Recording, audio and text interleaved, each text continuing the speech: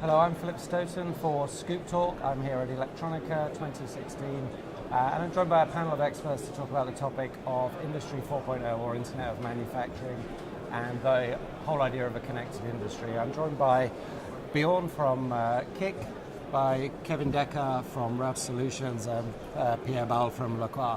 Pierre, can I start with you? We both took part in a roundtable a year ago at Electronica on stage. Remember. Yeah, and we talked a lot about plans and a lot about what was going to be the next phase for Lacroix and how, to a degree, this was a differentiator in the marketplace for you.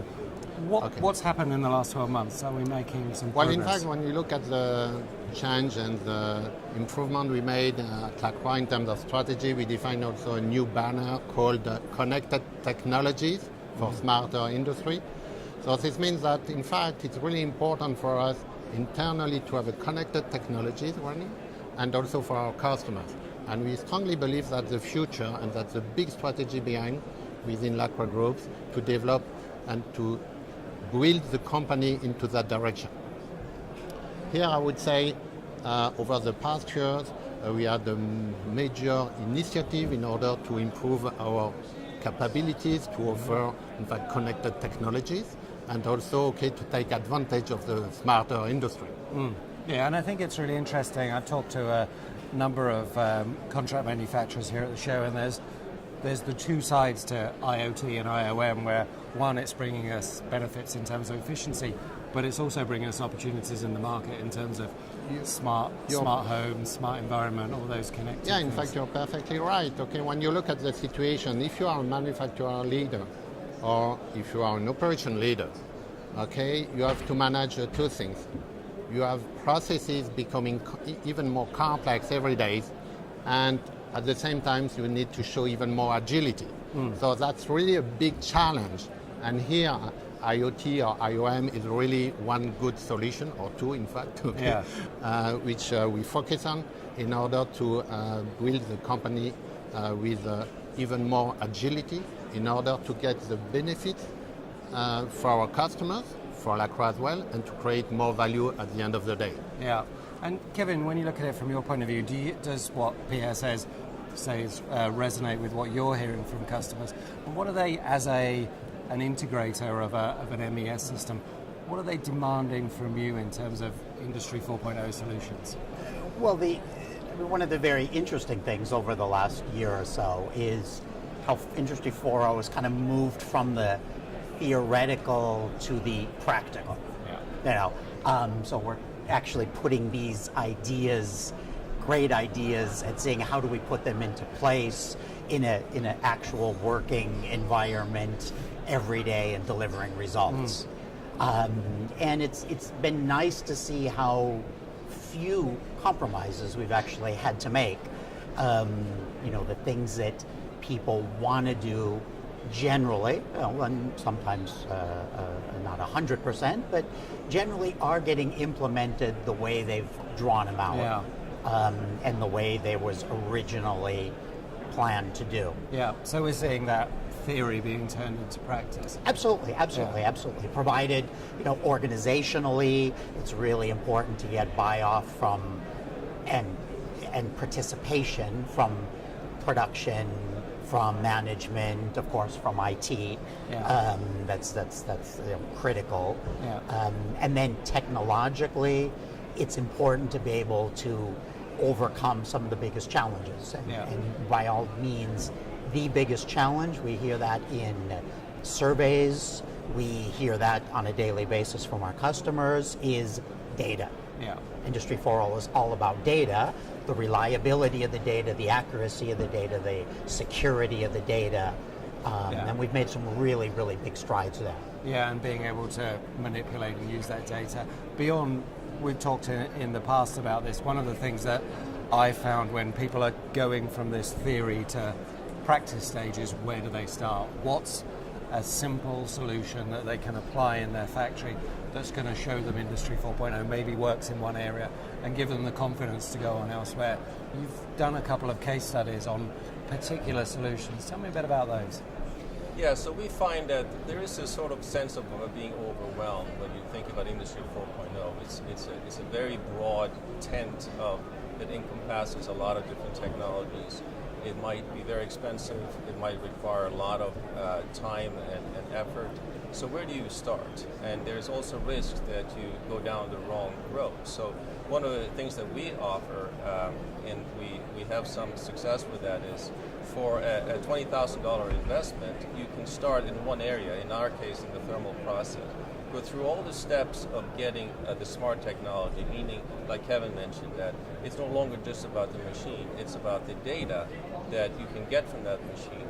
And it's not even just about the data, because that's relatively easy to acquire. And people can get overwhelmed by too much data. So they want data that is actionable, the data they can actually use to make better decisions, to make those decisions very, very quickly, to increase equipment utilization, uptime, reduce scrap and rework, and so forth. So with this $20,000 investment on the thermal process, you make a smart repo oven and connect it to like Mentor Graphics or an MES system. And during that project, you learn some of the challenges, you move up the learning curve, and maybe you make some of the mistakes. And if everything goes wrong, you're out $20,000. Yeah. But once you have completed that relatively minor project, you can immediately start reaping the benefits from that. But more importantly to me is that now when you want to take on the bigger piece, the rest of the factory, the whole enterprise, you're now much better positioned to do that. It's a lower risk approach to it. Yeah, and you've got an idea of who you need to involve, as you mentioned, the various different departments. Pierre, from your side, when you start that process for Industry 4.0, do you go out and look for someone who can help you with everything? Do you try to find a partner, a consultant, or do you look at processes that actually you can benefit from and start with those first? Well, in fact, for us, what is important are the processes, okay? And to get, in fact, as you said, you're able to get a lot of data. The key thing for us is to get data on real times. Mm-hmm. That's really important because, of course, okay, we can get a lot of data, make the analysis 2 weeks after, yeah. But what's the interest of that? Okay, you had already the problems in between, and you have to face to a solution. So real-time information, it's key now. And all our processes now are really with these ideas to detect immediately what kind of mistake or errors we can have on our lines, and to have even more a predictive, let's say, system able to mention the fact that with your lines, after 1,000 or 10,000 boards, okay, you have to take care of this point on that machine at this sensor, and to react in order to continue having a production with a perfect quality. Yeah. Because that's the key point. And here, okay, it's a really a great journey for all of us. Okay, I believe we are also not at the end. There is still a lot to do, and I believe effectively, okay, the right thing is to start with one machine, with two machines, with three machines, and then to be able to build everything together, to connect everything together, and to have a simple way of managing everything. Yeah. Because that's the drawback of the situation. With big data, you can get a lot of information, and you need to be really a big expert to be able to catch the right information fast enough in order to improve your production flow. Yeah. So it's going from recorded data that you then analyze and look at to real-time data, but then even beyond that to predictive, so you can actually predictive the is systems very, are very learning important. And you've got that analysis in there. Kevin, when you're talking to customers, is that what they're looking for? They're looking for those specific data solutions? Absolutely, and what Pierre says is absolutely correct. It's not the data itself is not the solution. Yeah. It's what you do with the data. And what you do with the data requires that, or in order to effectively do something with the data, requires that it be high-level data. So our challenge is, as an MES integrator, is essentially to take low-level data and bring it up the ladder, so to speak, making it high-level data. Mentor Graphics is OML, Open Manufacturing Language, is a perfect solution for this. It takes, you have 8 different machines speaking 8 different languages. Now you have 8 different types of data. That doesn't help. You can't make decisions based on that. So we neutralize it all into one language, which is really a first in the industry. And based on that, now all my machines are speaking the same language. And now I can very easily bring it up the ladder and give it to the specific people in the form and filtered and with certain preconditions so that they can use it to effectively make their decisions. Yeah, and when I look at that data, I think it's interesting the way you talk about normalizing that data. That's really important. And Bjorn, I'll go to you here with respect to the ovens. It's not like people are just going to throw out the oven they've got and bring one in that readily provides that data. There's a lot of legacy equipment there. There's a lot of factories or a lot of companies that have grown through acquisition and have factories with mixed equipment. And in some ways, I think the solution you talk about, where you're measuring process rather than machine performance, connects to that quite well. Would you agree? Absolutely, and I think that there's so much investment in the current factories that in order to make them smart, you can't just sell it off and start from scratch. So what we do is we retrofit into virtually ovens of any age or any type, so we can make an old oven smart. And I think that you talked about the data. It's independent of the type of oven, the type of process, the engineer that is running it, the line is running on, even the country it's in, because you want one thing, which is consistent quality. Repeatability. So this allows you sort of a common denominator that is independent of all these other factors. Yeah, and Kevin, when you talk about that strategy, how do you deal then with legacy equipment that maybe doesn't have data interfaces or even processes that are discrete and aren't machine based? Absolutely, and pre-Industry 4.0, with a heck of a lot of sweat and effort and lots of guesswork, man time, which of course means to the customer a very high price. And here again, Mentor with their Valor IoT manufacturing, or as we like to call it, black box. You can plug the black box into essentially any piece of equipment. Yeah. And that equipment can now speak OML. Right. And it's secure, and it has all of the necessary protocols, and if power goes down, it can still run for 3 days. Yeah. So it has all the things that IT requires, and it has all the things that production requires to be able to, not have to change their old machines, because that makes an Industry 4.0 project, of course, go through the roof price-wise. And management's happy because, the price of the project stays within budget. Yeah, and it's that whole evolution thing. Lastly, from your point of view, Pierre, if you look at where you're going in the next couple of years, what are your expectations within Lacroix, but what are also your expectations from your vendors, these guys, in terms of what they can provide you to help you get over the line to that solution? Well, in fact, basically, what we need is to define processes and system allowing to manage your production flow automatically. Okay, we have several vendors. Depending on the equipment, so we have to connect everything together to get a solution where, when you put your PCB at the beginning of your line, what you have at the end is in line with your expectation in terms of cost, in terms of scrap, in terms of quality. And here, it's very important for us, as you mentioned, to consider that it will never happen a solution where we'll say, let's buy a fully new machine and to scrap all old machines. In terms of cost, that's completely unrealistic. At the same time, we strongly believe there is a way to build, a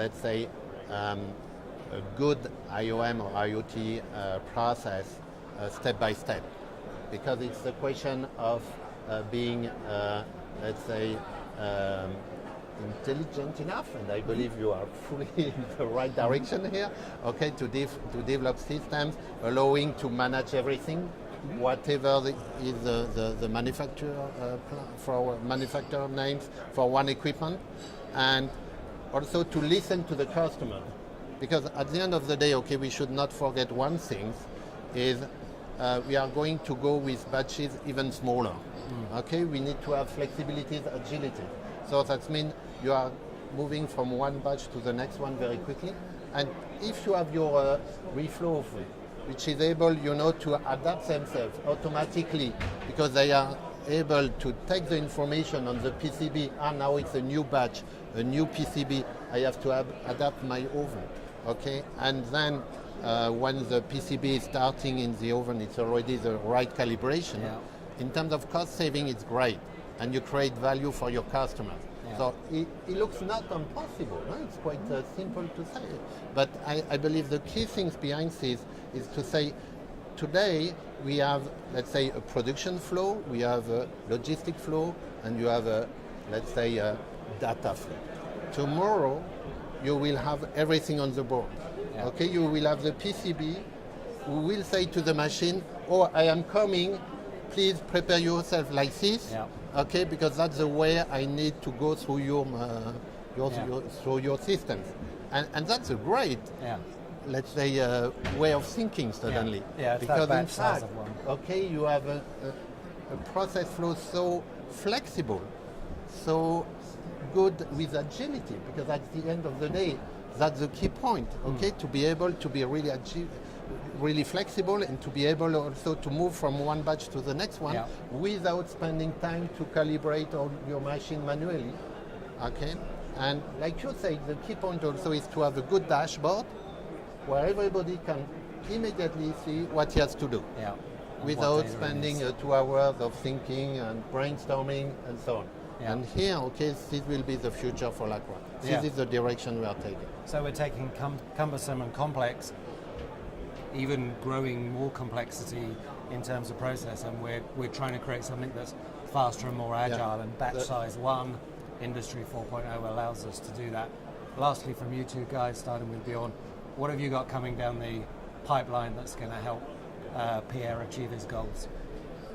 So we're already far down that line, and I think that one of the elements is that instead of sub-optimizing on one machine, it's like the chain is only as strong as the weakest link. It doesn't help to optimize the pick-and-place machines and changeover if a €2 million line is sitting waiting for a €50,000 oven that takes 20 minutes to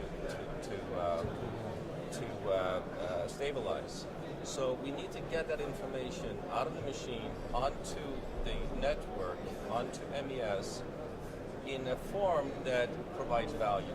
And that means not just reams of data, but that makes them able to access it from anywhere, from your mobile phone, whether you're in China or in Germany or anywhere else, to the people that need the information. There's also another element in this, and that is the machine-to-machine data communication, where it's not all about pulling data out of machines and having some kind of human try to slice and dice it and try to make decisions.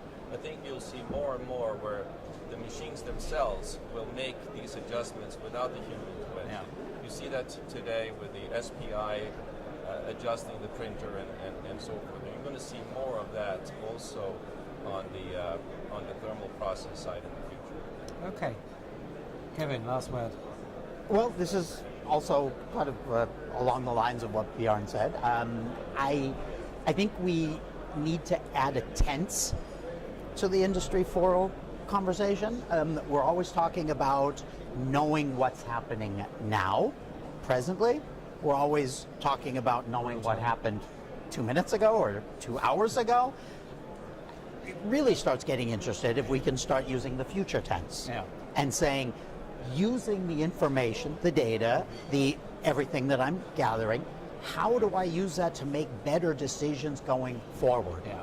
You know, production planning is an area that we're putting a lot of effort into. How can what happened wrong in my planning last week so that I can do better planning for next week? I once took a seminar on success where they say the successful people, they don't start their day before they finish it. Okay. And the real successful people, they don't start their week before they finish it. And then probably because all bullet points have to have 3, they said, and the most successful people don't start the year before they finish it. I think the third one's going a little overboard and was thrown in just to finish the 3. But in production, the first 2 should absolutely be doable. We should be able to use this to better plan and better predict what we're doing going forward. To achieve our goal, which is the same as it's always been since James Watt installed his first machine, which is to produce more, quicker, better, and more efficient. And so the ultimate Industry 4.0 makes those decisions in advance of when the decisions need to be made. Yeah, and it's using that data to be both predictive and to create those learning processes. So that's the value you're looking for. Exactly. Gentlemen, thanks so much for your time. Really good insight, and hope you enjoy the rest of the show, and we'll speak again soon. Thank you. Thank you.